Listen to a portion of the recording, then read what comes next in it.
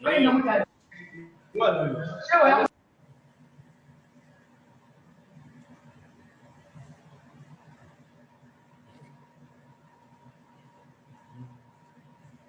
malam.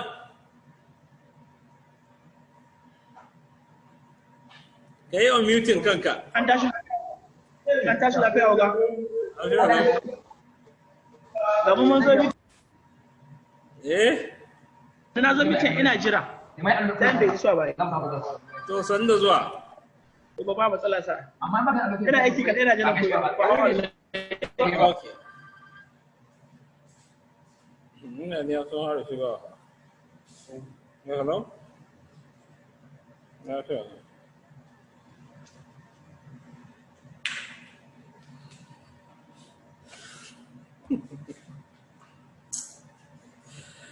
Hajiya, yi joinin ba kina Zoom ba.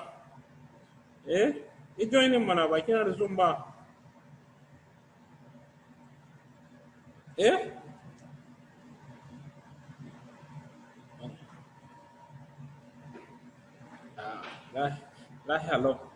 Lahiya lau zan mu kwashewa, wallahi tallahi ban zauna ba.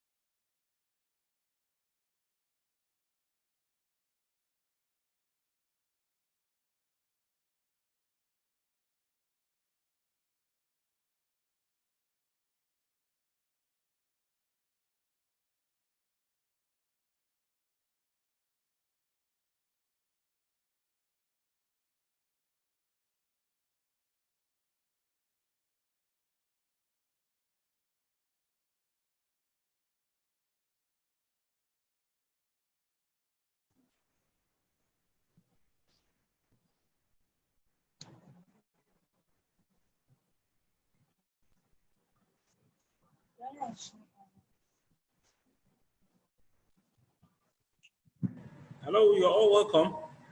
We have less than 6 minutes to start introductions. You're welcome.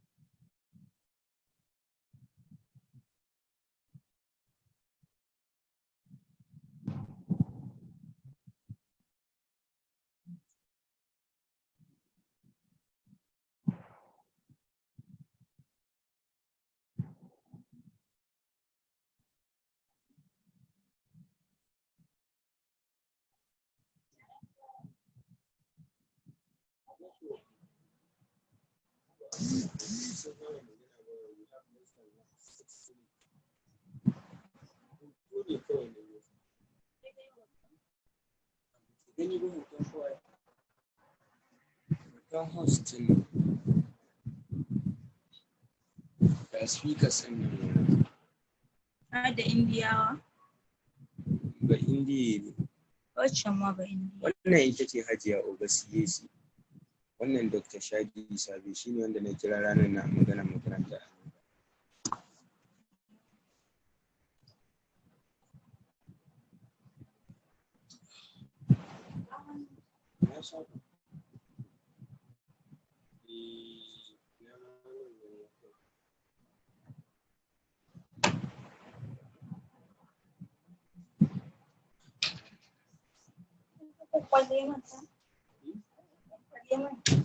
I be lesson.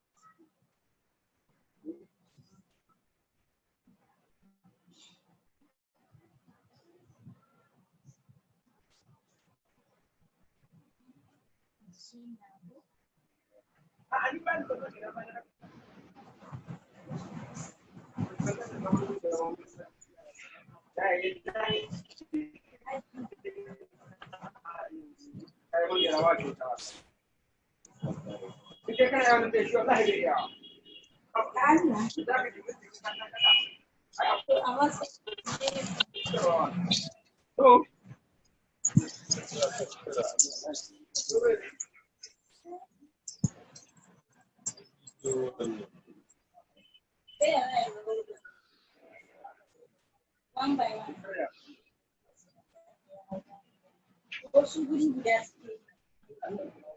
Yeah. Wasu na kafin na wasu na ranar su. To ai ka ga ba kowa za ka Malam Usman kaga mun fara. Jamila mun shi gani. Kuwa ga shi. Shi wannan mai speaker ha. No, shi ne abin ga wanda zai yi coordination ɗin. Okay. Yanzu kuwa sunan shi zai fito. Wanda ya zama. Ake shi yanzu ya zo sai kallon ja'iri ba.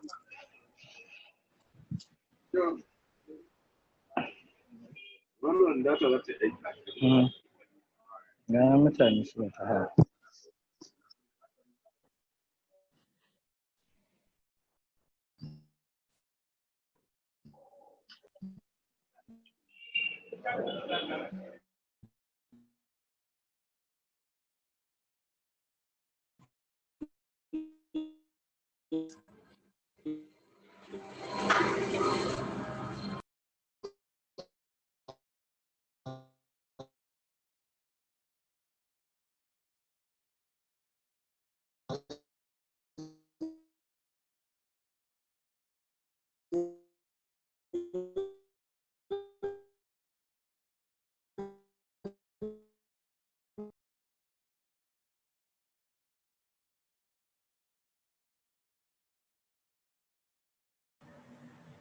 Ya Liman, nan Kalihu, Alan Sanusi,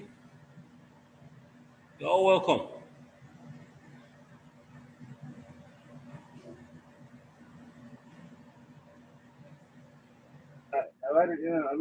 Okay, thank you very much, sir.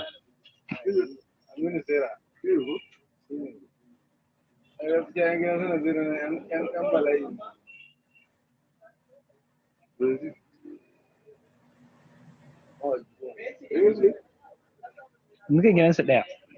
Da Naziru da Aminu Sera da Musbahu.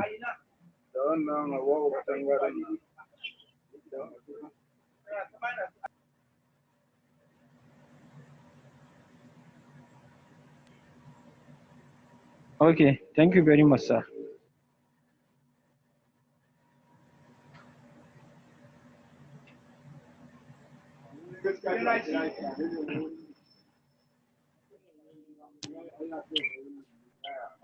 Oga, thank you very much.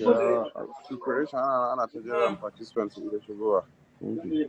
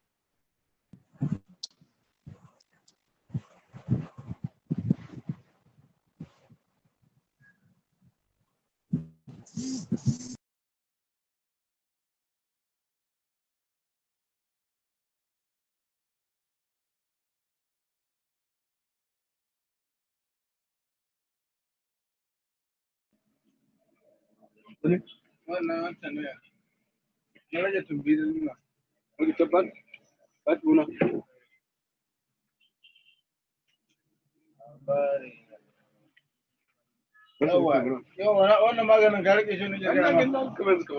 Na rai shi wannan ya turo dole ba ke. Na rai shi wannan sai ma ta ko sunan nan. La da kyau magana. A wani na ku na ce na rubuta shi suna. Na ta da ka.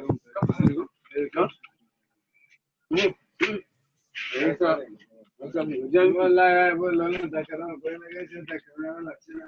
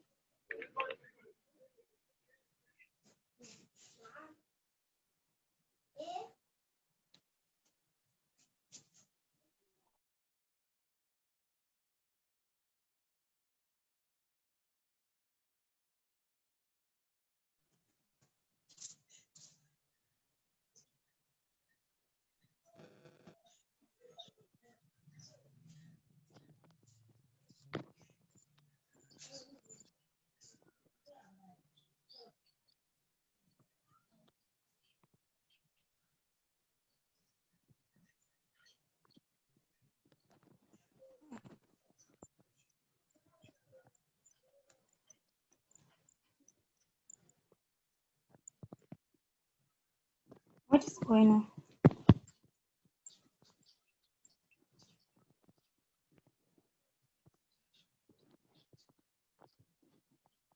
You magana inda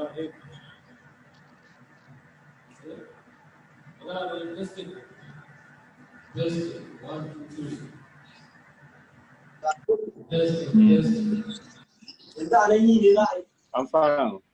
No interference. I also want the one guy that's for line. The first you can never run.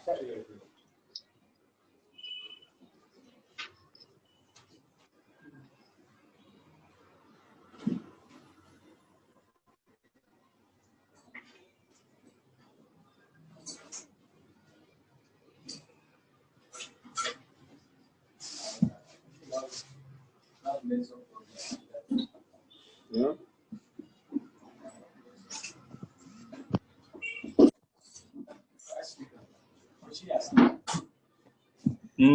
Ranar shi ya fi speaking ne.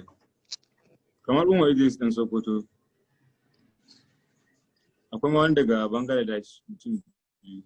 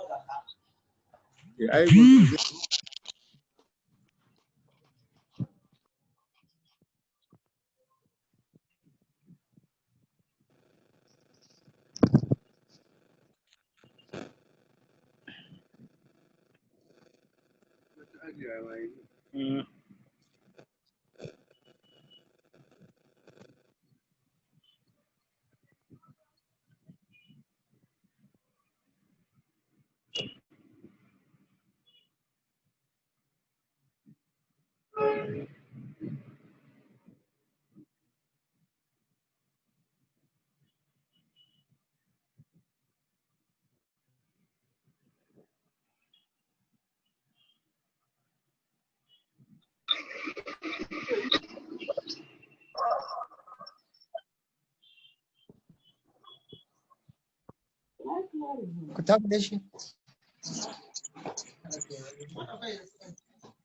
Haba. Yi mace.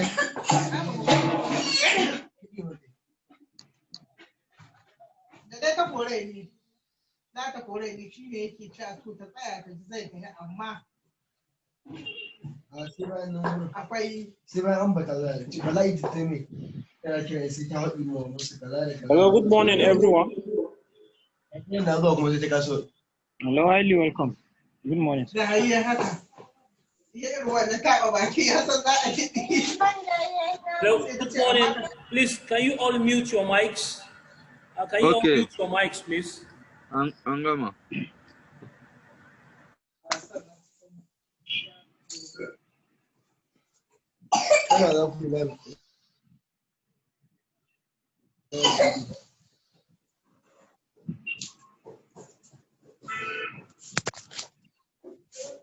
Good morning.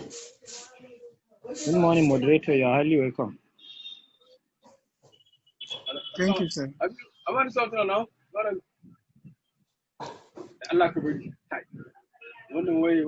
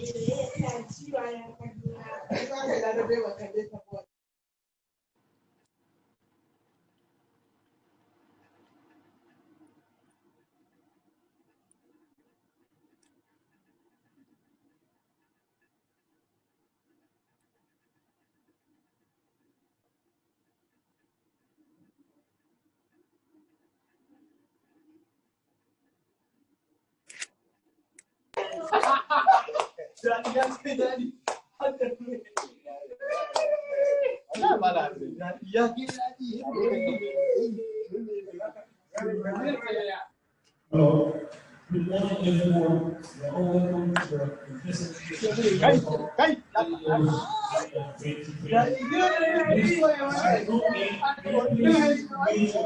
Please, when it's time for introduction, then you open your mics.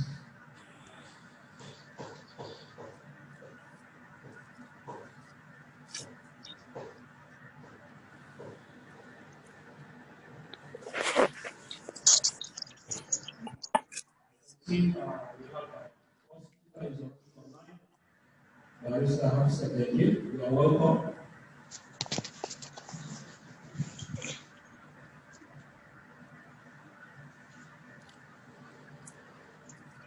Yes, ma'am. I'm trying to mute everyone.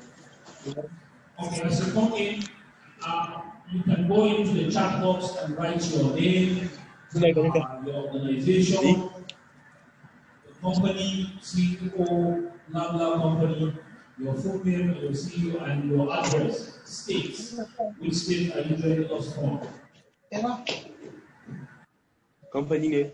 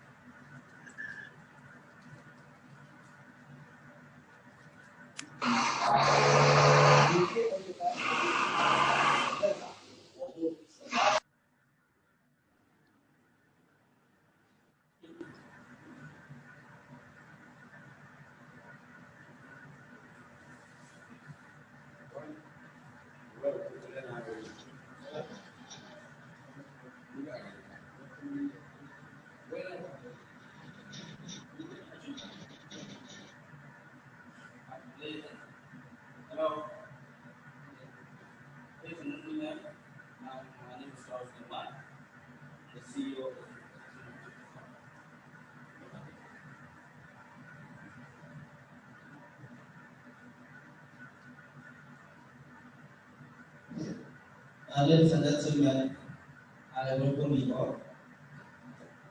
My name is Lawal Sulaiman, and the CEO of the Constituency, Innovator Hub.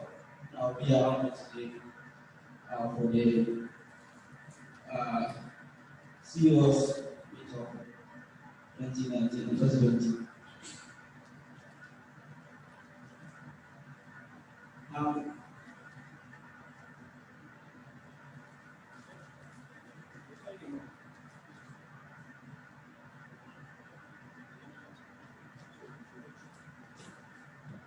Okay, let's start by introducing ourselves. As I stated earlier, I'm Lawal Sulaiman. I'm the CEO of the Constituency.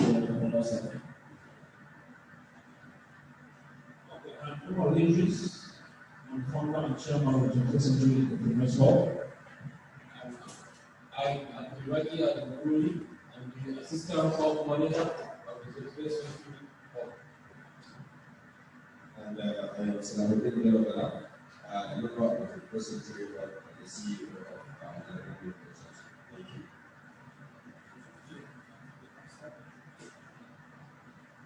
So we are. Yes, you can record up your hand and open your mic to introduce yourself. Please, listen.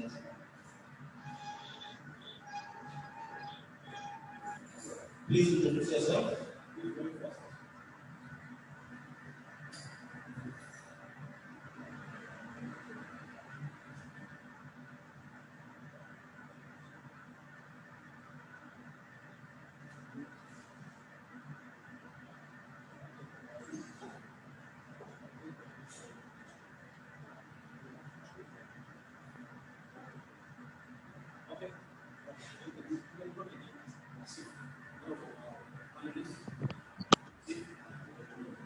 Okay, ladies and gentlemen, let's welcome one of our panelists, Mr. Asif from Panelist.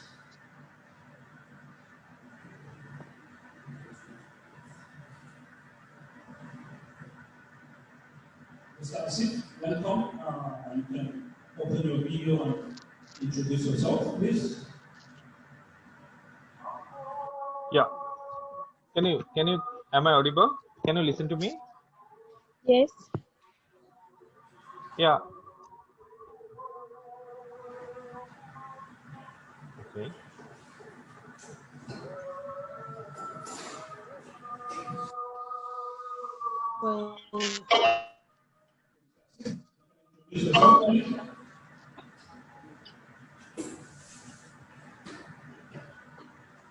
Yeah. Hi, Omar. Can you listen to me? Yeah. So, okay. So, hello everyone. So, very good to be a part of it, and thanks Omar and your team to invite me here in this. Such a good event on CEO's meetup. So, this is Asif Iqbal from Bangladesh. Basically, I'm teaching here entrepreneurship in the leading private university in Bangladesh, and also I have the startup in the Impactors Connect. I'm the founder and CEO there, and also in Bangladesh, whatever international activities happening, like all the leading organizations, the different communities, Startup Greens, Entrepreneurship World Cup, all these organizations I'm leading in Bangladesh. So very good to be a part of it, and looking forward to share something more about and the coming hours. Thank you much. Okay, thank you very much, Mr. Asif. Let's welcome Barrister Hafsat again, founder Association of Global Women Entrepreneurs. Thank you very much. Thank you very much. I'm happy to be in your midst as always. I guess 80% of the people here are from this region, particularly Sokoto State, who are already familiar with me and my work. So I don't think I should waste much time in introductions. I'm happy to be here, and I'm happy to contribute my quota towards the development of startups and SMEs. Thank you. Thank you very much, Hafsat. Next is Beauty Akter, also one of our panelists. Beauty. Hello, everyone. Yes, I'm available.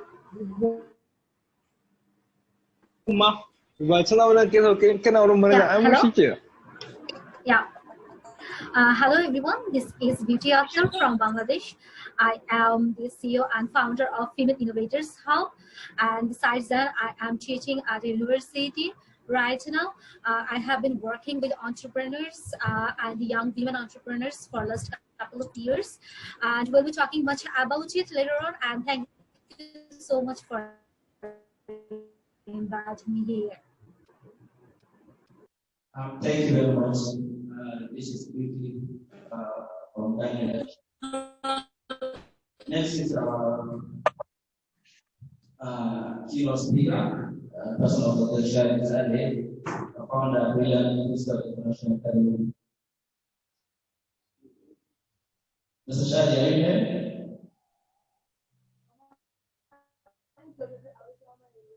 Okay.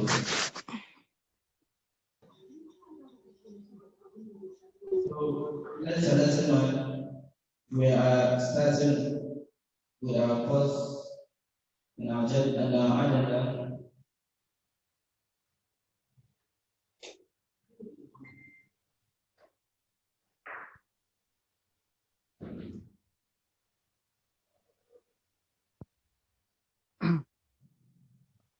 Hello, good morning. How are we? I'm very nice to meet you. My name is Umar Idris, the CEO of Sasanko International Company. Thank you. Okay. Thank you very much, Mr. Hello, everyone. My name is Abdulrahman Liman. I'm the Chief Operating Officer of the 21st Century Entrepreneurs Hub and the CEO and founder of Ibn Liman Farms. Thank you.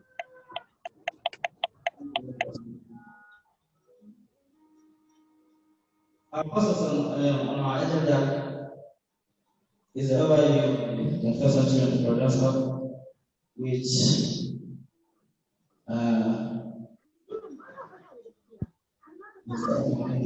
on the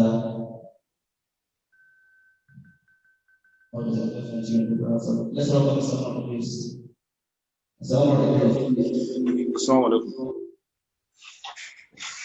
Good morning, all. You're welcome to the 21st Century Entrepreneurs Hub CEOs Meetup 2020. CEOs from across the 21st Century Entrepreneurs Hub network, where we have presence in over 9 states in Nigeria, namely Sokoto, Kebbi, Zamfara, Katsina, Kano, Kaduna, Niger, Nasarawa, and Kwara states. Where CEOs from all the states come together to network.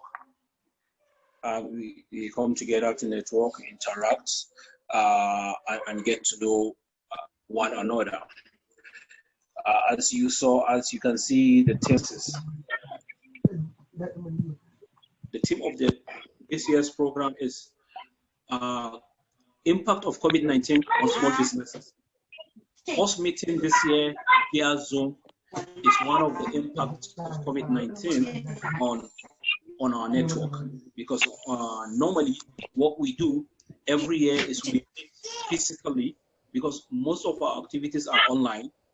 So what we do every year is we have one day where all members of the network converge in one place where we meet, interact, share success stories, challenges of our businesses with one another, exchange pleasantries. So this year, due to COVID-19 pandemic, we are pushed to this event online. online. So that is why we themed this program, Impact of COVID-19 on Small Businesses, where we invited speakers from across the globe come and speak with us and give us their own perspective on the impact of COVID-19 on small businesses.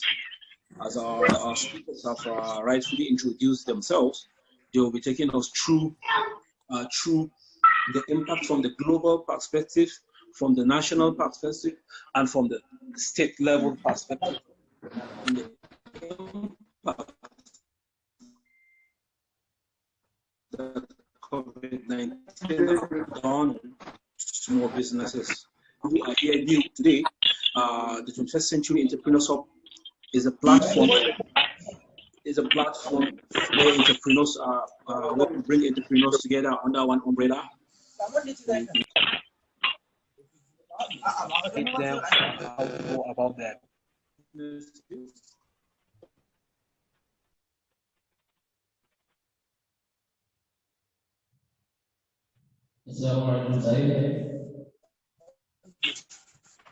Oh.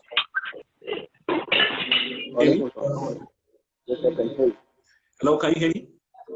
Yes, I can hear you. I can hear you. Okay, sorry, I had a little network glitch.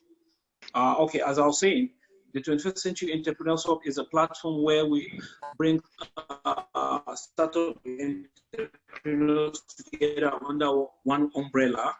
We coach them, we mentor them, we guide them on how to go about their businesses, how to package and brand their businesses to a standard that it could be, their products can be exported anywhere in the world. And we do organize expos, exhibition for our members to come and showcase their product and services. These are programs that we do 2 times in a year. And going back to the impact of COVID-19 to small businesses, due to the COVID-19 pandemic this year, we couldn't host any of our, any expo for our members to showcase their product and services. So you could see before our speakers go into their presentations, you can see I've listed 2 impacts of COVID-19 to small businesses in this year 2020. So you are all welcome. I hope you will all listen and take notes and listen attentively to what our speakers are going to say, what they are going to share their wisdom with us on how to go about our businesses amidst COVID-19 is just a beginning. We don't hope, but we should be ready and embrace the impact for more challenges ahead of us. Thank you very much. I hope you all enjoy the program. I hope you all benefit from the program, and I hope you all, by the end of this program, be happy you attended and you build your capacity. Thank you very much. Over to you, Mr. Go. Thank you very much, Umar Idris. Umar Idris, the chairman of the Constituency. Ladies and gentlemen, next on our agenda is a panel discussion on the impact of COVID-19 on small businesses. Our speakers today, as I said earlier, is Barrister Hafsat, our very own Barrister Hafsat, the founder Association of Northern Women Entrepreneurs. Also, Mr. Asif from Bangladesh, and BUC Akter, also from Bangladesh. Let's welcome our panelists. The topic is impact of COVID-19 on small businesses. So let's begin with Ms. Beauty. Are you there? Yes, I am here. Yes. Sorry, let's welcome Umar Idris, who is the founder Blue Supply of You're welcome to the Thank you very much. Go ahead, Beauty.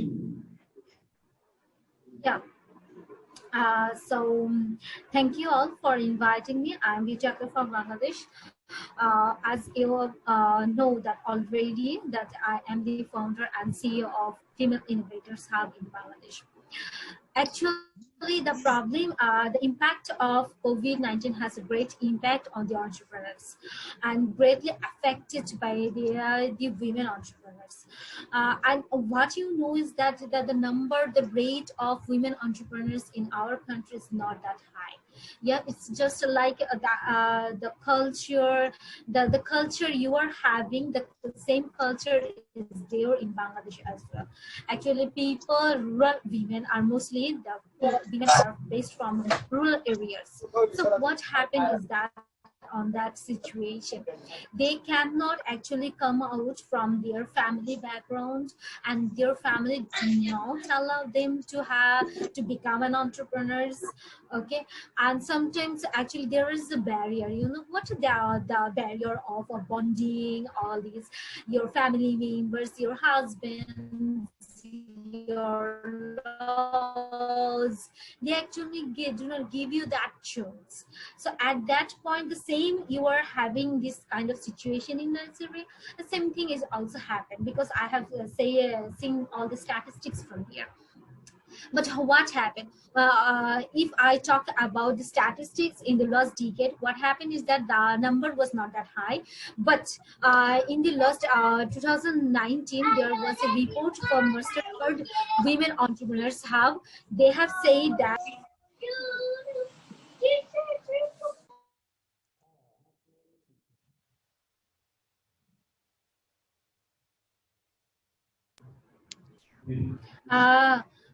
so the number of women rate has been increased for last couple of years. It has been rose to from 4.2% to 4.4%, because some right now they are actually getting all these activities that about the financial problem, you know, that's the capital, that's the most important point that women might have, because the collateral, they cannot put the collateral, and because of that reason they cannot get the finance from the bank. Okay, sometimes they actually need to have the finance from the bank, but bank, they can actually provide only of 25 lakhs to a women entrepreneur actually, and there should have a personal guarantee for that. But what happens with that reason? They cannot put their personal guarantee and they cannot access to finance. And you know that there are several funding opportunities, for example, venture capital funds, for example, angel investment. That what I am doing from my organization is that, you know, the bringing all the women into that sector, giving them themselves training, because the women entrepreneurs, they do not know where to go, how to go, how to get the funds, how to talk with the other people. And most of the time what happens that they cannot understand, because of the digitalization, okay, they do not understand how to market their products, how to do their marketing and promotional activities through a social platform. So what I am doing through my organization is that bringing all those women into my membership program, and then those who are the members in my organization, they are having the accelerator program. They are getting training programs regarding all these funding opportunities, regarding investment, meeting with the investors, connecting with the local and global investors, as well as access to the finance. Actually, we are also not only giving them all these activities, rather we also are trying to give them mental boosting. You know what, motivation is one of the important thing, you know what, because they actually lack motivation. What they need actually do, because their families, they are not giving them the back, but they have this kind of motivation. Yes, I want to become an entrepreneur. Sometimes they cannot do the job. Yes. So sometimes they cannot do the jobs because of their families, and that reason sometimes boosts them. Yes, I need to do something by sitting at home. So by sitting at home, even they can do something, they can earn something from there for their family, for their family members. We are giving them that boosting. That's what we are trying to do through our organizations. And I would like to say that women, you have the great chance right now. Even a few days back, a Pakistani women startup got $1 million for their startup. So if they can do, why can't we? Even in the Entrepreneurship World Cup that is happening around the globe, there are a number of women entrepreneurs who are coming. Last year we did not get this kind of women entrepreneurs, but right now we're having these women entrepreneurs. And women entrepreneurs doesn't mean that you will have the male person in front and then you are giving them the back. Women entrepreneurs means that you need to lead your company from the very in front. Okay, you need to have the shareholder of 51% in your company. That will make you a women entrepreneur.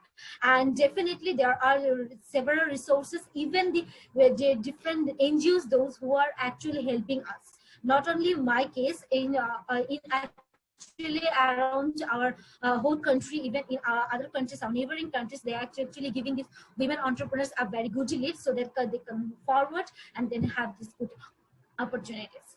So that's it. Thank you. And if thank you very much. Thank you very much, Ms. Beauty.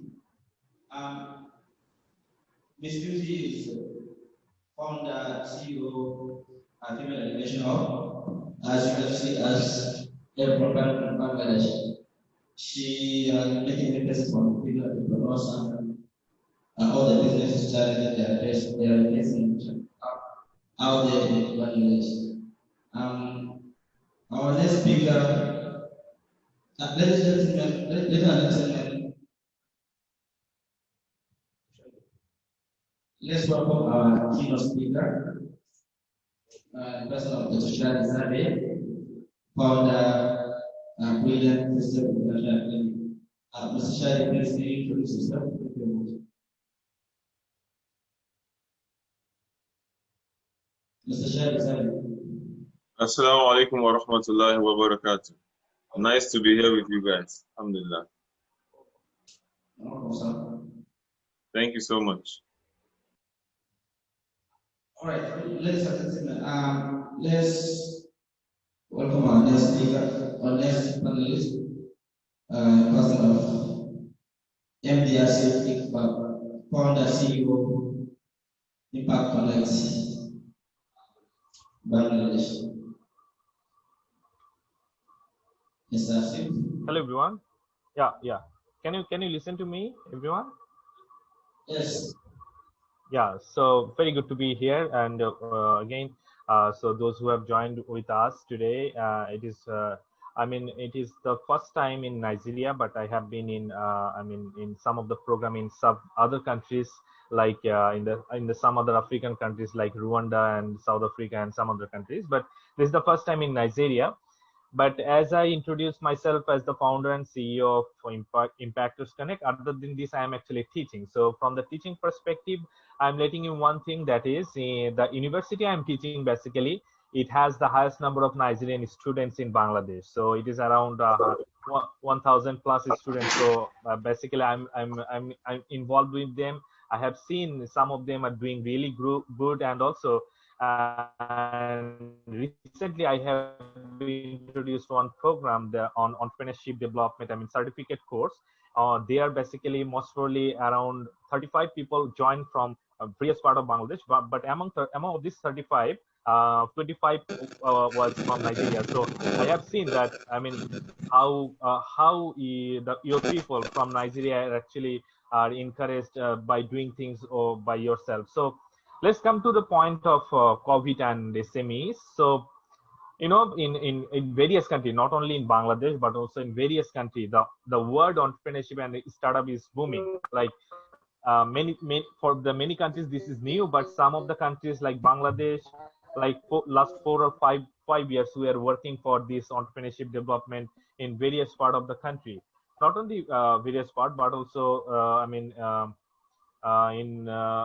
cross-border like the other countries as well. But somehow this COVID actually make our work a bit slower, but somehow, and we have actually come to know our lacking. So what was the key problems we have, and what should we work for? But as you know, SMEs are the heart of every economy. Not only in Bangladesh, but also I have found this one is the same for a lot of countries, in many other countries. In Bangladesh, if I say it about Bangladesh, it is around like 32% of GDP actually come from the SME companies. So, and in some other countries, let me show you some statistics of some other countries, like the contribution of SMEs to their GDPs of, their country. If in the case of Vietnam is very close to our country.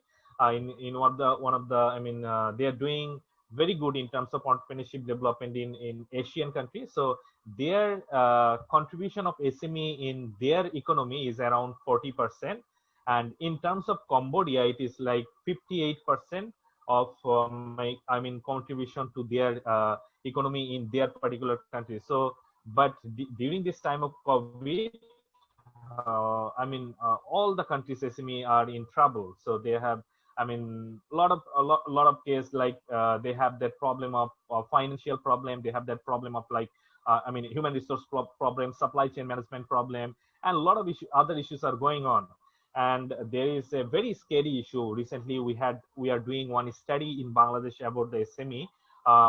Two organizations are working here in Bangladesh. That is how the condition of SMEs are in Bangladesh. So we have found something very scary for our country. That is around 52% of SMEs among the 100% of SMEs are already very close to shutdown in the country. So, if it is happened, like the 52% will be shut down in the next 1 or 2 months. So it will be very crucial, and it might be a very big hamper for the country's economy, and also, very many people who actually are dependent on them. And in terms of employment, the SME, what actually SME did in Bangladesh's case, let me tell about that. In Bangladesh's cases, like 7.8 million people are actually employed directly from the SME. And more than 33% of people actually are getting employed from indirectly employed from the SME companies. So how crucial it is, and if the SME actually collapse, what will happen to the countries, not only the country's economy, but also in some other factors as well, like the employment cases as well. So I think it is a high time for every government, and I will share gradually in the my next speaker will tell more. Then I'll talk about what actually my government is taking the initiative and some other countries' initiative. And in terms of Nigeria, so far I have seen that, and as Umar invited me, so I met Umar in most probably 2018 in Turkey. So from that perspective, we have a good communication and collaboration, and we used to say that we are going to do something together. So I think this is the high time for us to do something for the SME developments, not only for our country, but also in Nigeria as well. So hopefully we will do something together in the coming days. And as Beauty is here, Beauty is working for the women entrepreneurship development. So she will, she will be a great support for us for the women entrepreneurship development for both the countries. And nevertheless, so I look forward to some more things to share in the coming times. So thank you. Over to the host. Thank you very much. Thank you very much, Mr. Asif. Our next panelist is Barrister Shadi. Are you here, ma'am? Yes, I'm here. Okay. Good afternoon to you all. As I stated earlier, I'm happy to be here. I would like to delve straight into the topic of discussion, which is the impact of COVID-19 on SMEs. This discussion is long overdue, because I have participated in this kind of discussion 2-3 months back, where people were people spoke, experts spoke about the impact of this COVID-19 on the economy in general. But we needed more of these kinds of discussions on platforms like the 21st Century Entrepreneurs Hub, so that people in Nigeria, Sokoto states, and all other regions in Nigeria can know that it is a global issue. Because I work directly with SMEs, with startups, with companies, both medium and large companies. So I usually discuss with them, and I usually notice the worry, you know, because most people think that it is the problems that are happening, in the impact they are feeling is just them, or it's just for people in Nigeria or for people in their own locality. But with programs like this, they get to hear that it is actually a global pandemic, and they get to learn about how other people in other regions are actually coping with the pandemic. So as the last speaker pointed out, the statistics about the ratings of SMEs, SMEs' contribution in the economy cannot be overemphasized. He stated some of those statistics in other countries. In Nigeria, SMEs form up to 48% of the national GDP, which is excellent. So this goes to show that SMEs are actually very, very important to the economy. So I congratulate each and every CEO on this platform here with us. You are doing such a great work. You are actually contributing to the economy of your nation. So it's actually a way to go. So without keeping these SMEs healthy, the nation is bound to collapse. So I hope this is the reason why a lot of globally, the worry, a lot of worry and a lot of talks, a lot of discussions about way forward are holding on different platforms. Because once SMEs collapse, the whole nation collapse. So one of the impacts is the issue of loss of jobs, because people don't get to go out to do their usual jobs. Most employees have been laid off, especially those micro enterprises and those in the services industries. You know, they had to stay home, closing down their businesses. And this has adversely affected their earnings, making a lot of people fall into poverty. So this is really something serious, and as I have stated, it's happening globally. So the only way we can pick up, you know, and rebuild is by actually tuning in, you know, to support programs by government, because governments in different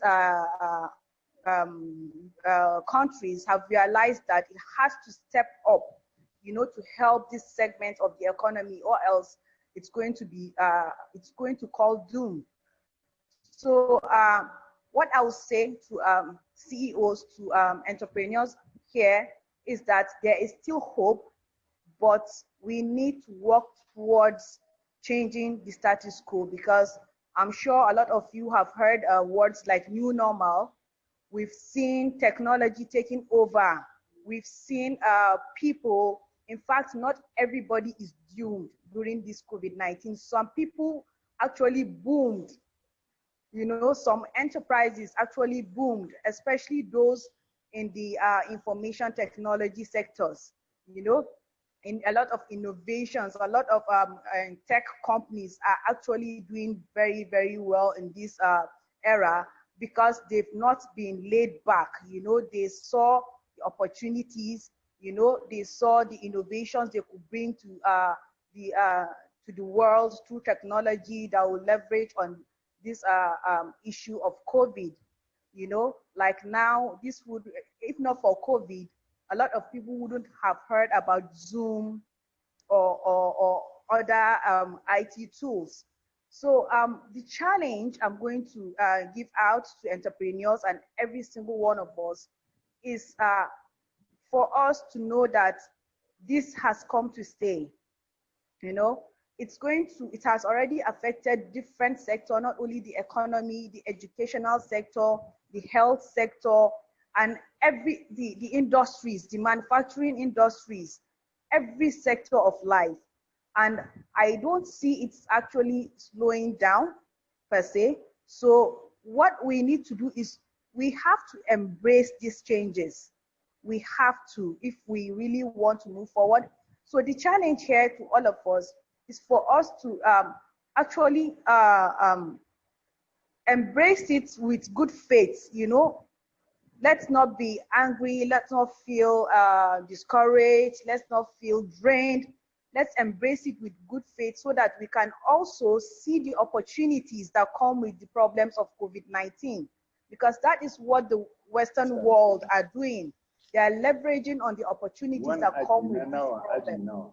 So the challenge for us as entrepreneurs is for us to get back home, look at those tools and those innovations you can actually bring to your businesses so that you can emerge even stronger than you were, because you have opportunities to network with other people across the globe, market your product, as Beauty said. You have the opportunity to see actually firsthand what is happening in other places without actually investing in traveling down to those places. And most importantly, take advantage of the opportunities and the programs and the projects by both government, private companies, development partners. It is very, very important because they've seen the need to put out these support programs. As Beauty pointed out, I'm also working with women directly as the president of the Association of Northern Women Entrepreneurs. The whole of those challenges Beauty pointed out that women are facing, wide gender gap in inequality in terms of the economy. They cannot really access these loans, even if they want to, because they don't have that financial literacy, they don't have that support, they don't have that moral guidance. So it's a challenge on everybody, you know, to support one another, especially the men. I always say it, if you're into technology, you're into branding, you know how to support somebody with some computer literacy, no matter how small it is, just have the ability to put out yourself out there, support women, because I can't actually end this discussion without advocating for women, because they are actually, they form 90% of consumer spending, you know? So when they actually come out to delve into entrepreneurship, they need to be supported by all and sundry. So I'm not sure how much time I have, but I would like to conclude by stressing the need for everybody to embrace partnerships, embrace collaboration, and embrace knowledge finding, because if you don't have the knowledge to leverage on all these things that we've mentioned, you cannot progress. So thank you very much. I'll be with you till the end. So in case if there are other contributions, I'm sure the moderator will call me up for input. Thank you very much. Thank you. Thank you very much, Barrister Sahabi. To our fellow CEO, the challenge she brought on us, you all heard what she said. We should embrace partnership, also add more knowledge on enterprises. Thank you very much, ma'am. Thank you all for your contribution. We've had our panelists stating various commenting on small businesses. Let me begin with our first speaker. Now that you have stated the challenges and the impacts, what do you think about the sustainable way forward for SMEs? Music, can you start? Yeah. Sorry, I didn't get you. Can you please repeat the question? Okay, we have stated some challenges on the impacts of COVID-19 on small businesses. Now, what can you say about the sustainable way forward for the SMEs? Okay, SMEs. Sorry to continue. Let's welcome our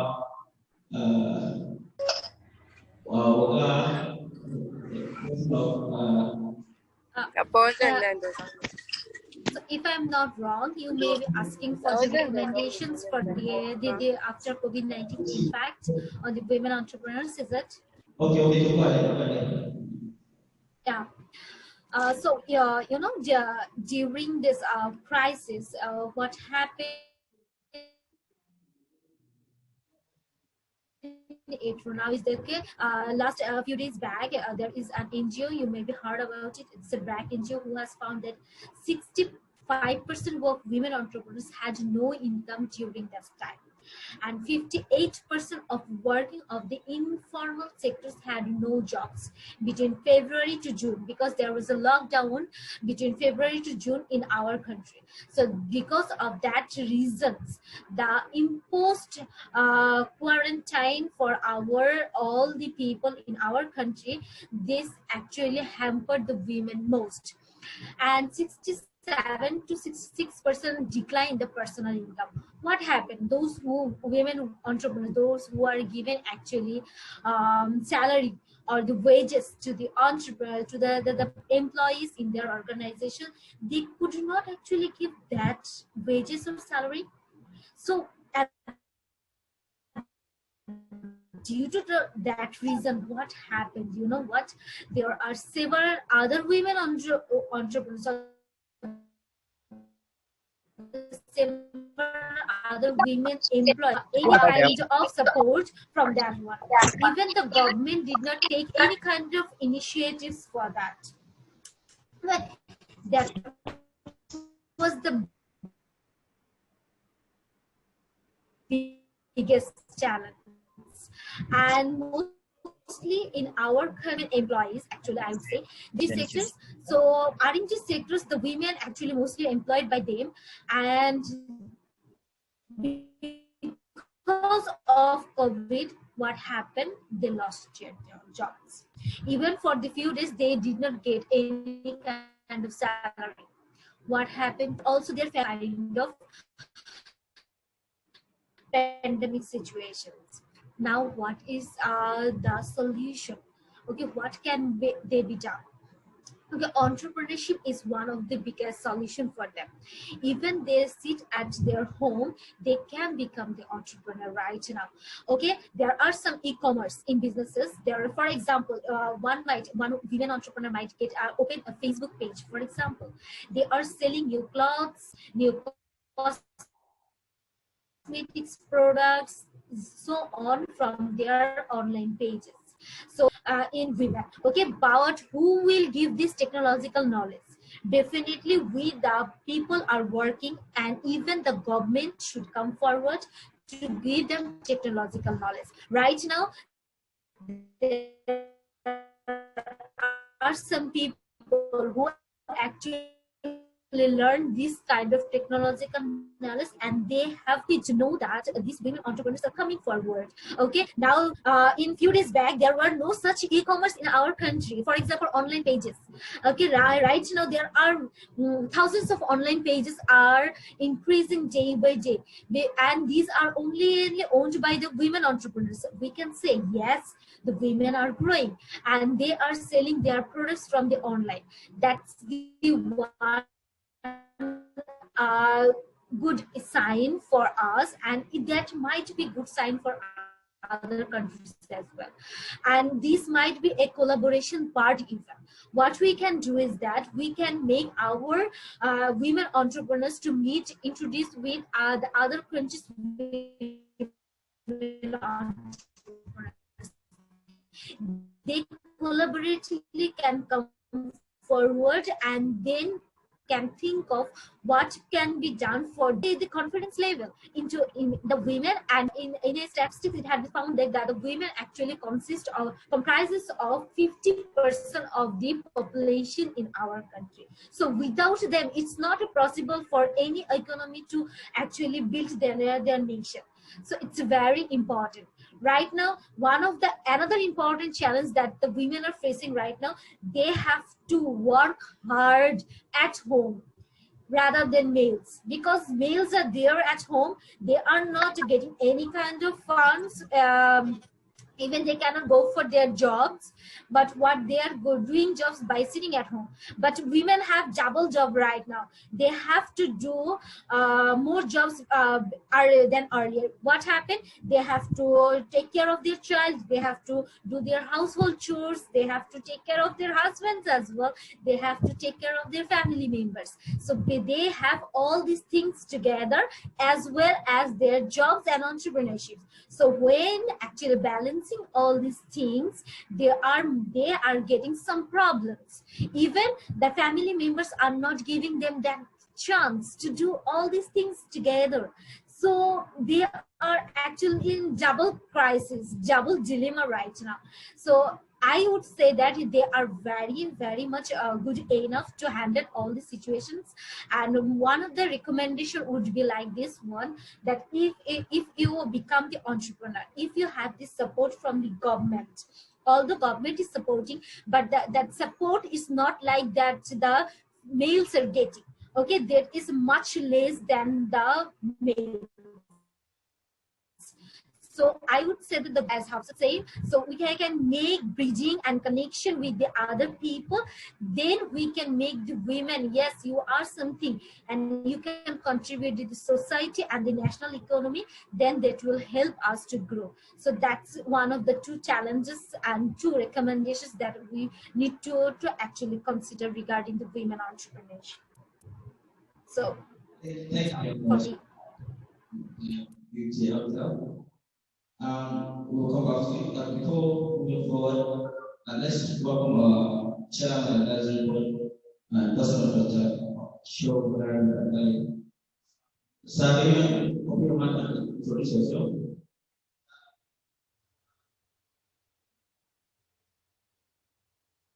Hey, yes, sir. Okay.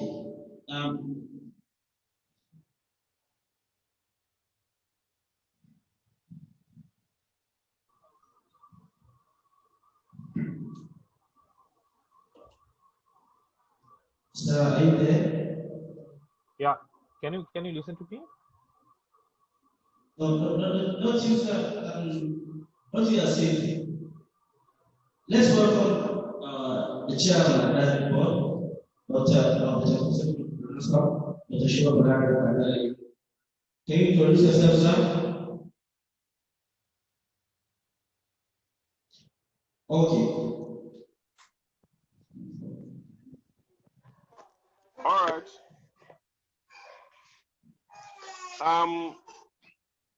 Good morning, everyone. Good morning, everyone. Can you hear me? Yes. Yeah, I couldn't hear you. I couldn't hear you very well because there's echo. The hall is echoing. That's why I couldn't hear you very well. Well, I'm Honorable Dr. Shehu Balarabe Kakale, House of Representative member of the Nigerian Parliament, representing the largest constituency in Sokoto State, Bodinga, Dange-Shuni, and Tureta. So welcome, everyone. Thank you very much. Thank you very much. Thank you. We'll get back to you, sir. Okay. Mr. Asif, are you there? Yeah, I am here. Okay, we beauty, everything. Way forward, we stated entrepreneurship itself and e-commerce. And your own opinion, sir, what's the way forward? The sustainable way forward.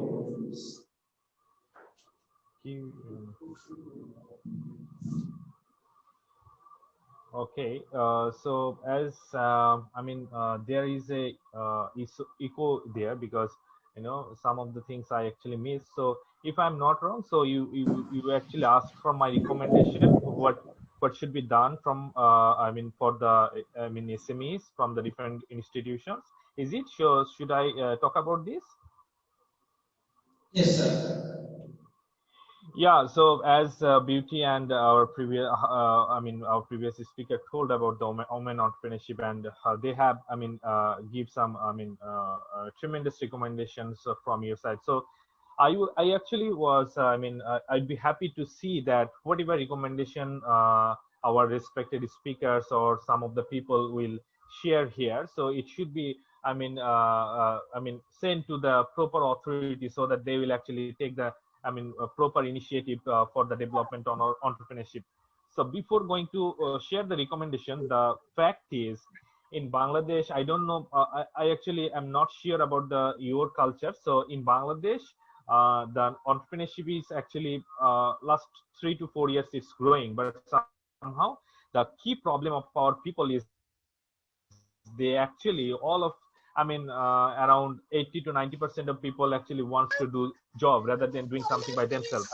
Becoming the entrepreneur. So in that contrary, so we those who are the ecosystem and entrepreneurship ecosystem builder in our country, we actually came forward and supporting or motivating them and creating the entrepreneurial mindset from different aspects. But somehow this COVID actually is a big effect for all of us and make something destructive for this particular aspects as well. So as I told some of the statistics about the Asian countries and so on, and as you know, I am actually involved in Global Entrepreneurship Network and Entrepreneurship World Cup. In the last year, I have seen that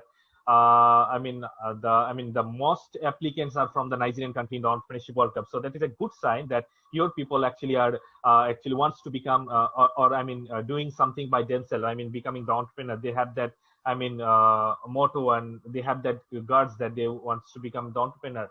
And the fact again, I must say that as the program is looking forward to the SME development. So there are some big companies in our countries as well. So in our country, what happened? The government actually came forward. Recently, they have announced one, big funds for the SMEs. So it is around, around $3 million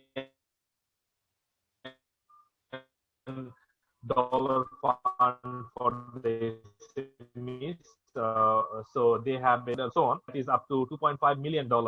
So up to $2.5 million for the women SMEs and entrepreneurs. So they will have a small amount of interest and they can get the fund. Even they have taken another initiative that, for example, any of your, for any woman's husband is doing the business. So that woman can take the fund from that particular government as well. So on behalf of his or her husband. So that is another good initiative by our government. So in that contrary, so many of the people are actually coming forward. Many of the, their husband actually make their wife on board to that particular government, their association or organization.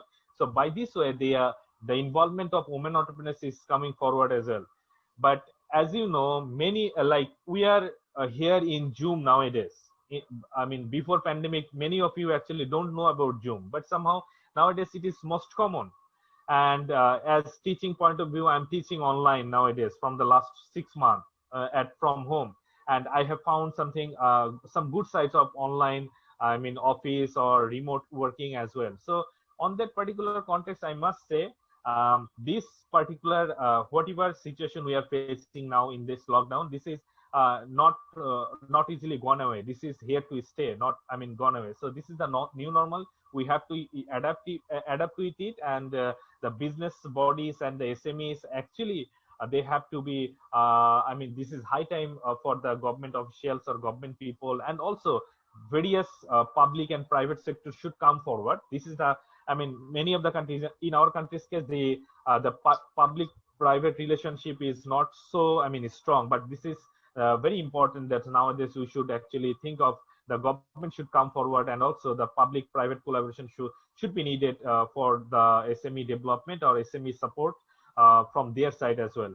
And another thing that is why actually, recently, as I told, the study we had done. So according to the study, we have found that what are the key issues that SME should look forward, and what are the key issues that actually the government or other bodies should support the SMEs. So some of the recommendations like this, the government should actually give some for the financing issues, because many of the SMEs actually closed down because of the financial problem, because many of the SMEs have that small funds and so on. That's why they are close to shutting down their business, or SME.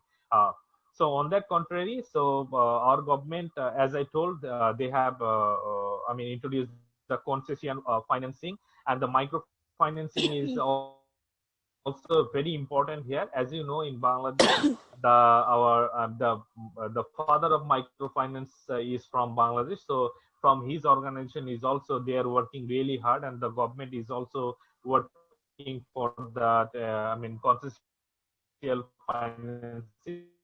So and for the women, they are approving 2.5 lakh $1 million for the women entrepreneurs as well. So again, as the small and medium enterprise, there is a issue that is tax, and there is a VAT issues. So the tax reduction should be a good point here, because many of them are not in good position. So at least 6 months to 1 year, we have to support them to actually boost them back to where they were now. They were in the before the 6 months. So then, there is no doubt that digital transformation or adaptability with the digitalization is very much needed. So we should actually support the SMEs, how they actually make things happen in terms of digitization, in terms of digital financing, in terms of their human resource and other capitals management as well. So here in this pandemic, the e-commerce and also the fintech actually played a good role. So financial technology sector actually played a good role. So we have to make them adaptive on this issue, because many of the rural entrepreneurs or the SMEs actually come from the rural area. So we should make them adaptive with these issues, and this should be available in those rural areas as well. So for this perspective, I think in Nigeria, organization like the Umar's organization, 21st Century Entrepreneurship Hub, could be a good play a good role. And also as Hafsat said, that she is working for women entrepreneurship development. So from her side, she should support the women entrepreneurs, or even how they can access or mitigate the gaps, or various support service should be there for the women entrepreneurs. So as if we want to make it back to the previous stage, so we should definitely work together, not only for the your governmental side, your proper authority, your public and private sector, but also the other side outside of your country should come forward and play a good role here. So I think these are the recommendations you should actually think of it. And also the training of the proper human capital is very important, because nowadays many of the people actually are thinking of losing their job, the employment issue. There is a huge crisis. So why they are actually in this crisis? Because of they don't have the proper skills to becoming the competent employee for any particular organization. So we should think of this as well, and do something for them to make them a competent employee for any organization. So both the sector, entrepreneurship and the employment. So we should actually think of the both sector to make them the vibrant thing for the economy of any government, any city, or any of the division. So that's all from my side.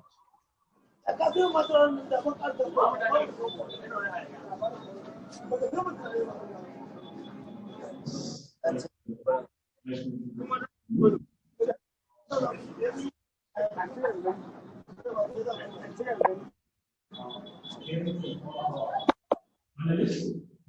after speaking about the impact of COVID-19 on SMEs, now again giving us sustainable ways for SMEs.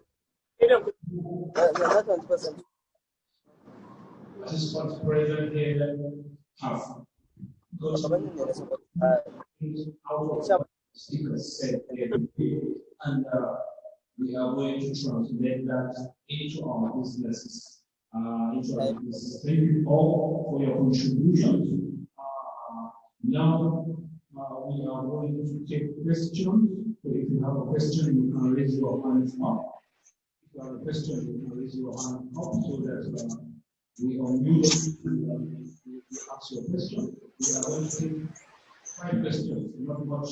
5 questions. And we will be taking the key. We are going to be taking the Goodwill Message from Barr. So the question starts now before our keynote speaker arrives.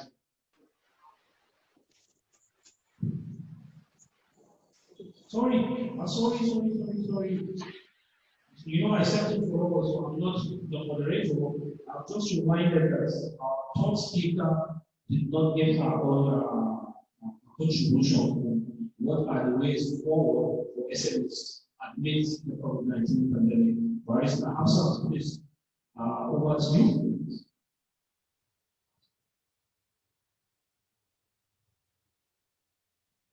Barrister.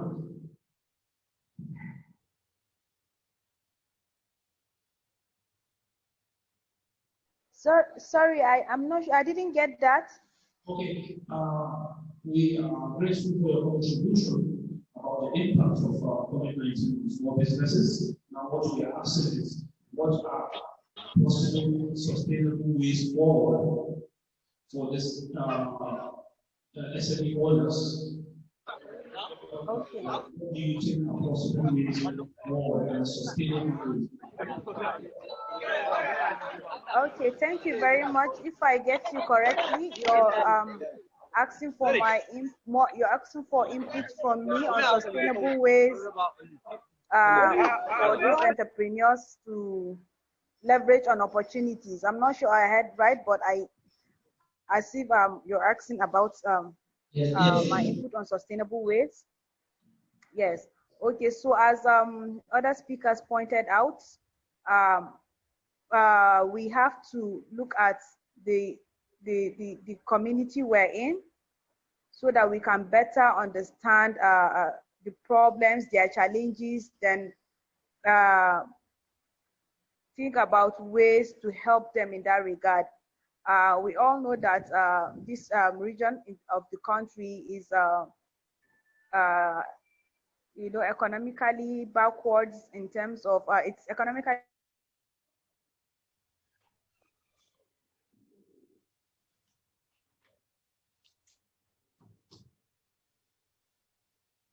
Are you there, ma'am? Backwards, and in terms of the education. I'm sorry. I'm sorry I got interrupted by a call. So can you hear me all? So we have to look at our environment and understand their challenges so that we can know better ways to help them. We know that there's a usually wide gap in education, for different regions, and we find ourselves in a region where we have to take more proactive steps in terms of sensitization and creation of awareness about any kind of opportunities that come as support projects, to cushion the effect of COVID-19. So we all know that the Nigerian government have approved 74 billion naira survival fund for entrepreneurs. But the issue is how might we help people from our region actually access those funds, So I think the way forward for us in this part of Nigeria, for us to actually go extra steps by setting up, for instance, centers. The 21st Century Entrepreneurship Hub can be a center, Maui office can be a center, and any other entrepreneur can actually decide to leverage on that opportunity also by opening up a center as well to help those that cannot actually make use of technology to access this support, supports, because 70% of the populace here cannot actually do this on their own without one form of support or the other. So those people that have the opportunity of the education, the understanding, the computer know-how, and the tools to actually do for themselves should please endeavor to volunteer, because we all know that we're in trying times. We're in trying times, so we don't expect people to have enough resources to actually maybe get to pay a huge amount. I'm not saying maybe you shouldn't be paid, because people should see this as an opportunity to even get something, from it, even if it's a stipend. Because I have come across a lot of people, especially those in the informal sectors that are not so educated. I have come across thousands of them that have actually heard about these support programs, especially the one that just came in now, which is the Survival Fund, but are actually, they are absolutely confused on how to go about it.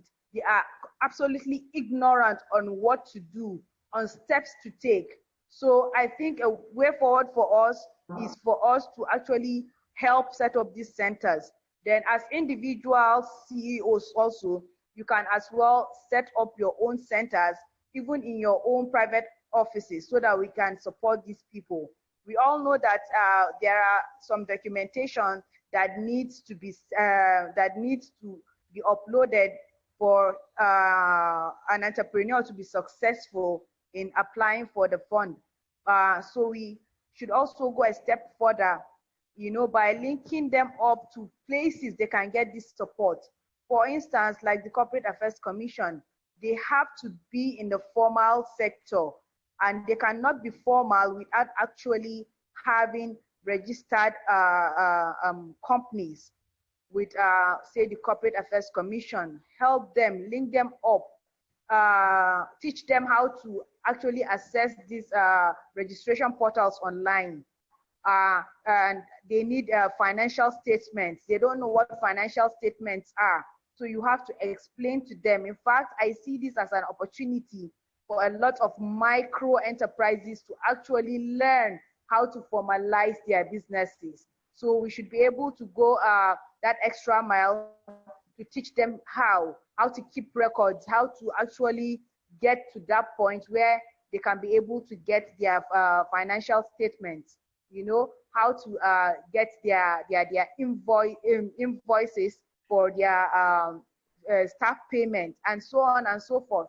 So I think for me right now, the urgent way forward for us all is to actually not think about ourselves alone. Some people are completely comfortable about doing their own personal applications and not minding about others that actually want to do it. They are qualified, to access these funds, but they just need that extra push. So I hope and I pray that these suggestions will actually be looked into, so that we can actually get to that level where we push poverty out of our region and the world.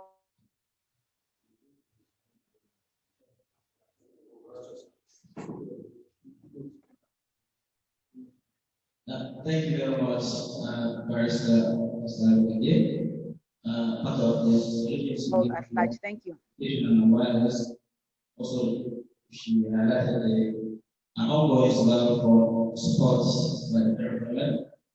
Also, the formalization as for the SMEs to register their businesses with CNC and get their Before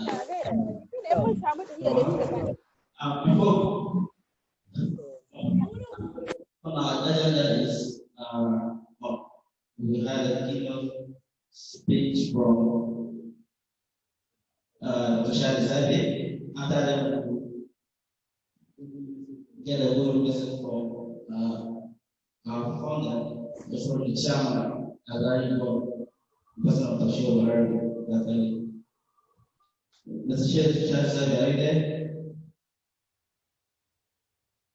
Let's welcome Dr. Shadi Sabeh. I didn't hear you very well. Yes. No, go ahead. I didn't hear your statement.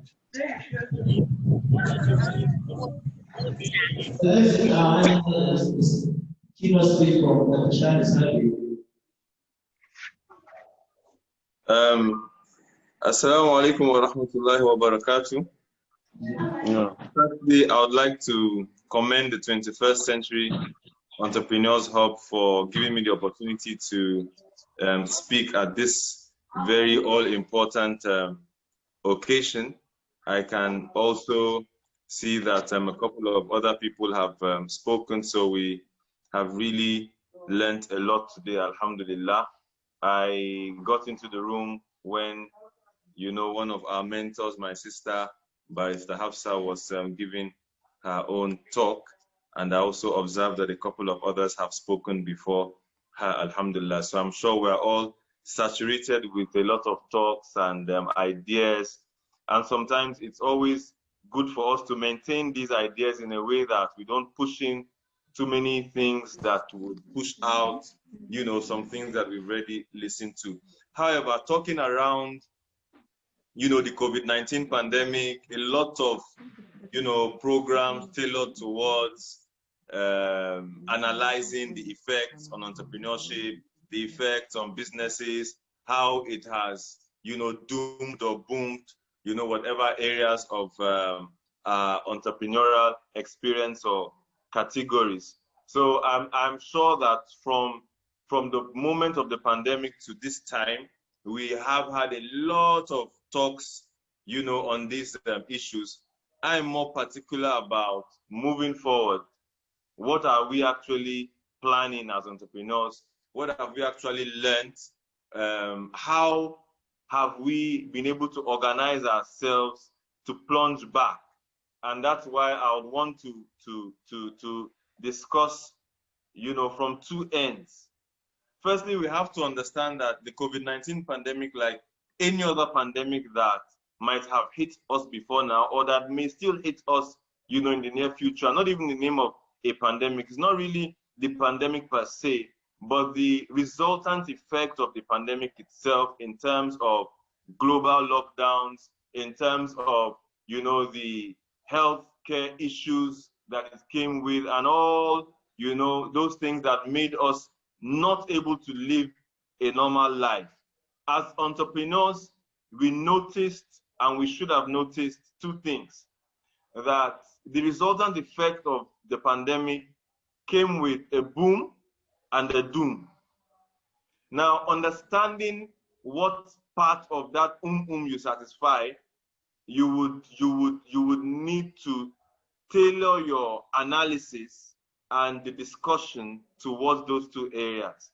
What do I mean by boom?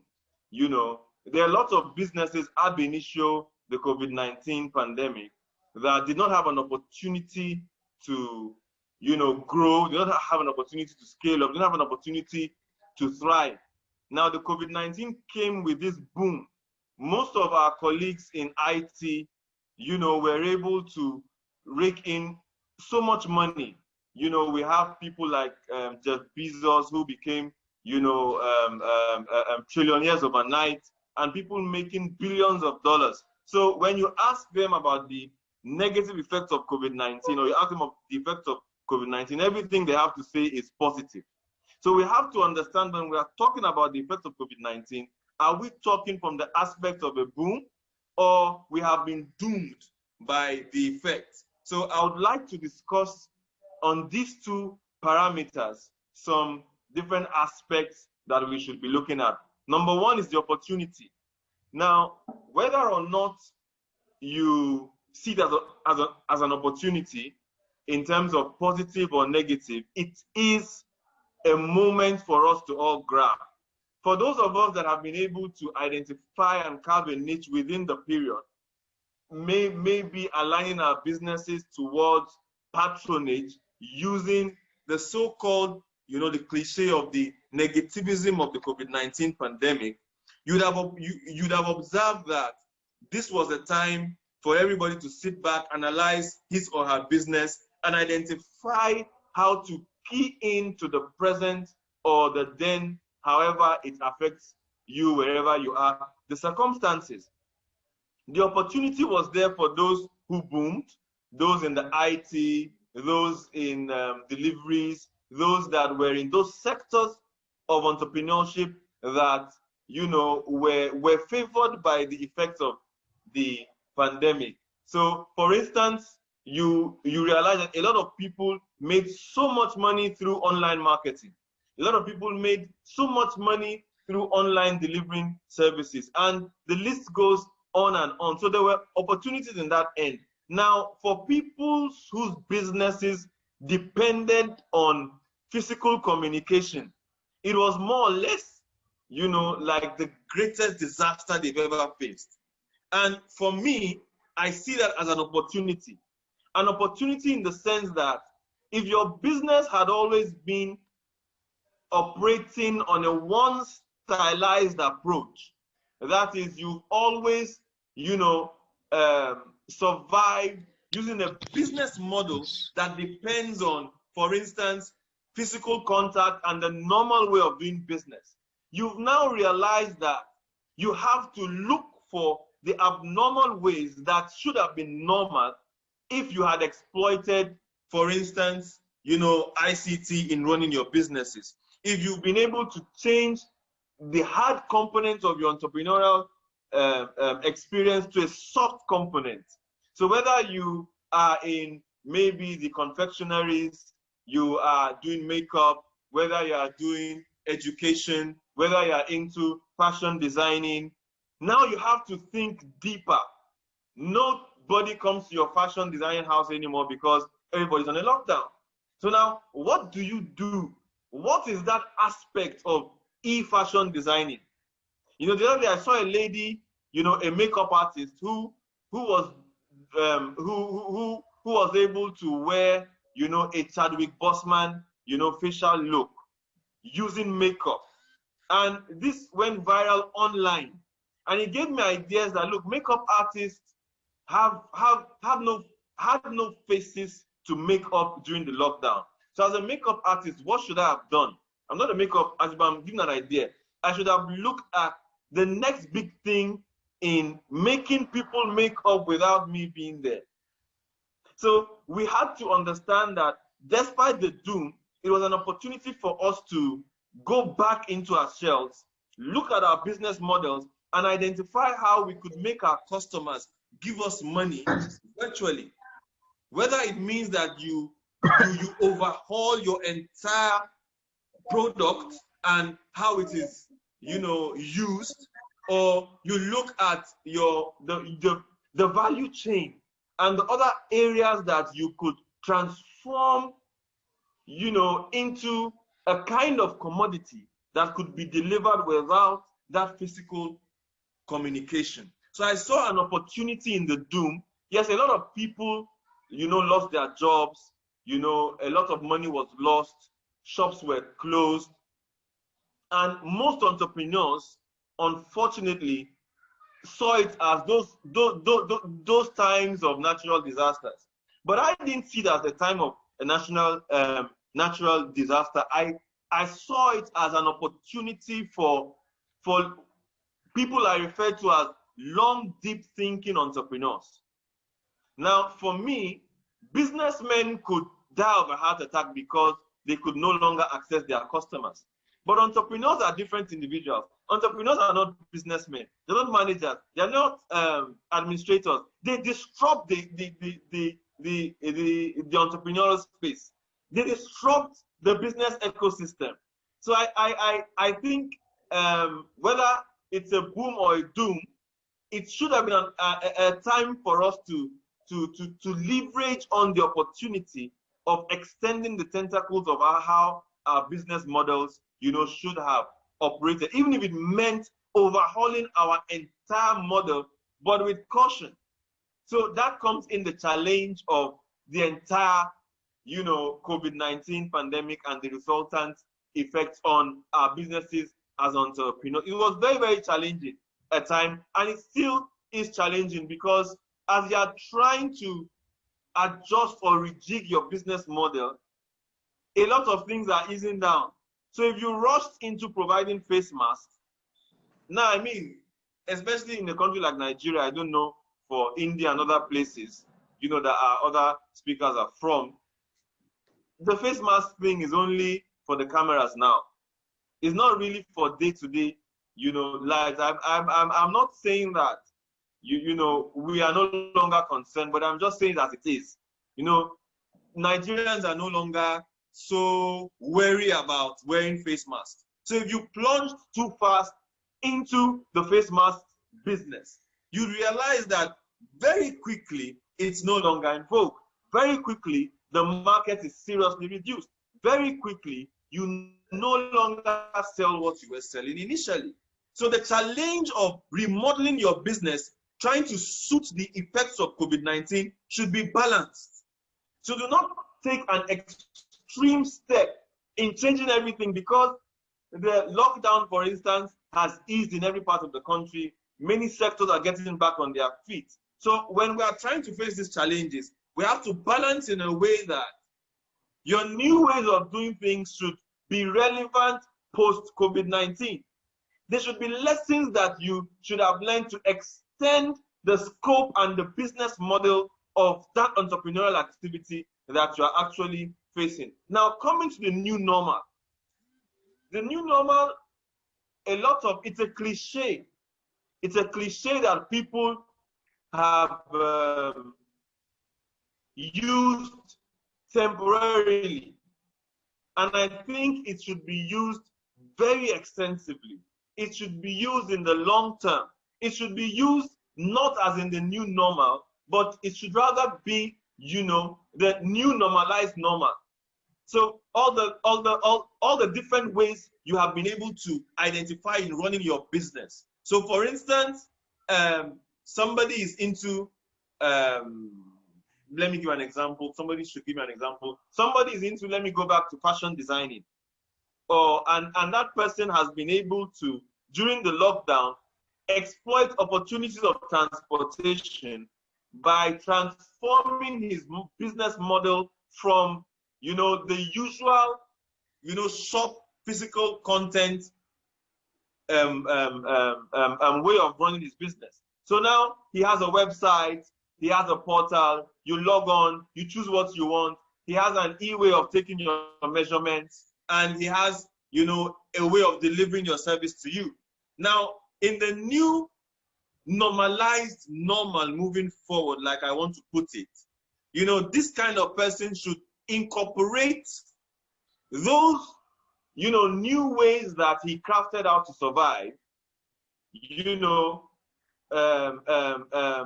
with the old ways that are coming back. So a lot of people miss that physical thing. Most of us meet on Zoom now. This meeting is on Zoom, but I'm sure if we were to meet physically, we may be happier because we've missed ourselves. We want to see that natural communication. Yes, this is very good. We are leveraging on technology, but after some time, we'll begin to understand that, look, we actually want to meet. We actually want to talk to each other. We actually want to bring back the good old days. But as we are bringing back those good old days, the 21st Century Entrepreneurs Hub should, for instance, identify the need to incorporate both ideas. So, excuse me, it shouldn't be that the new normal, everything is normal now, so let's throw away all those things. Because what I think we should do is, when we now return back to normal, like I say it as a new normalized normal, what we should be doing is bringing back those old ways we've missed and incorporating still that new normal that we brought in to survive as entrepreneurs and working, you know, to improve on it. So, for instance, the CEOs meetup from the 21st Century Entrepreneurs Hub, you know, viewpoint should be such that, yes, when everything is okay, maybe there is even a vaccine and coronavirus, inshallah, has, you know, gone forever. So we now continue our physical meetups. We should be able to try to continue meeting virtually because, you know, the extent to which we are able to stay on these ideas we've leveraged on to survive during the pandemic, you know, the extent to which we're able to do that will determine our readiness for, you know, a kind of, you know, resurgence of not just COVID-19, but any other thing. So what are the real learnings? Very simple. You know, I don't want to go into the nitty-gritty issues of how we lost our jobs, how we lost our customers, how we don't have money anymore, how, you know, we've lost everything in our capital base. We have to now go back to square one. No, what I really want to talk about is moving forward, what do we do? Moving forward, as the pandemic fades away, we've been able to bring in new ideas into our businesses. How do we maintain them? Very simple. Number one is we have to understand that our innovation must stay.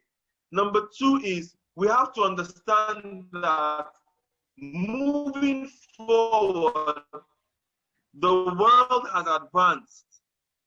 We have to make sure that whatever ideas that we brought into our businesses now are very well maintained and structured into the activities of our business, even when we go back to that normalized way that we've been carrying out our businesses ab initio. So we should incorporate standardly, fundamentally, foundationally virtual meetings. We should, you know, incorporate, you know, e-ways of doing things. We should incorporate, you know, getting customer feedback online. We should incorporate all those things that we use during the COVID-19, post-COVID-19, and try to bring them together and understand that as we are doing that, the world could plunge into something worse than COVID-19. So if you are into education, for instance, let me take an area that I'm well versed. If you are into education, you have to understand that the world has leapfrogged from the physical classroom to the virtual classroom. And the world may hardly be able to leave behind the physical classroom because there are limitations to the virtual classroom. I'm not talking about limitations of internet and all those things. No, I'm talking about limitations of delivering standard educational pursuits. So we have to try to strike a balance as we move ahead in making sure that every angle of our businesses are improved upon, and we do find a way to build our capacity. Now, this is key.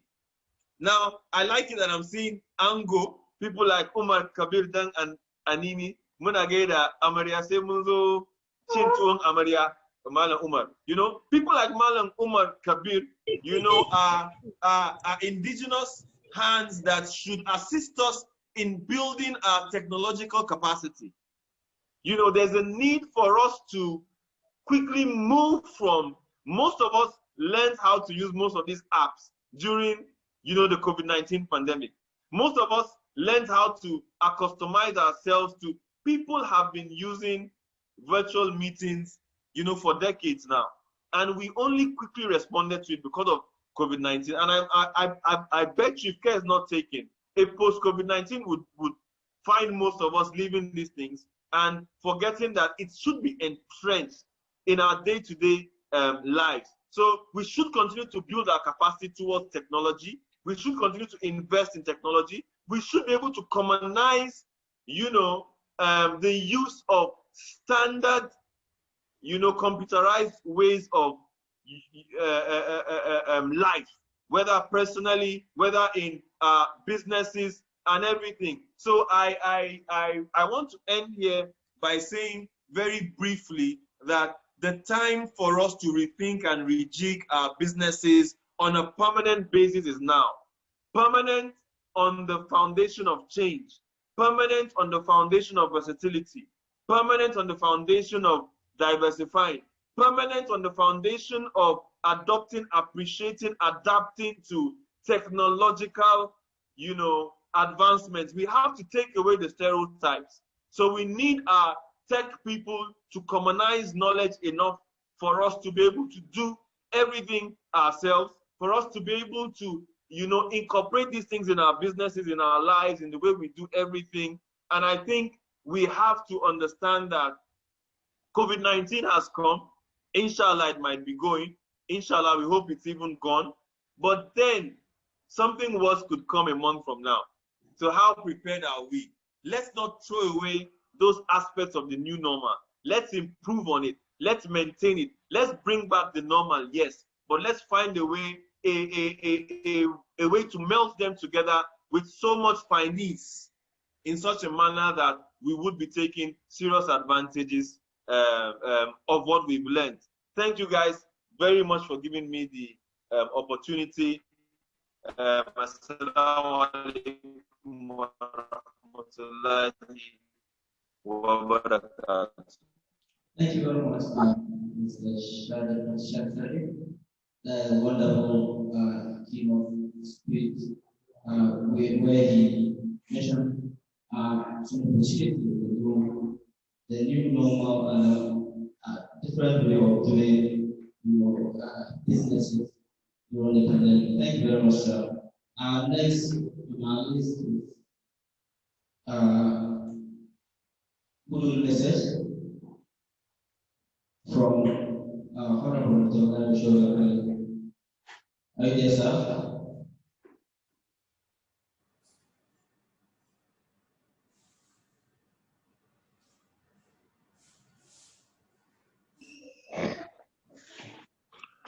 Thank you very much, and good morning, everyone, once again.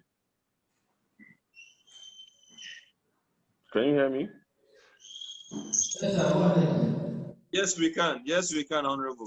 Yeah, Dr. Shadi, Barrister Hafsat, Umar Idris, Abdulrahman Liman, Rukaya, and of course our guests from Malaysia and across the world. Once again, Assalamu alaikum wa rahmatullah.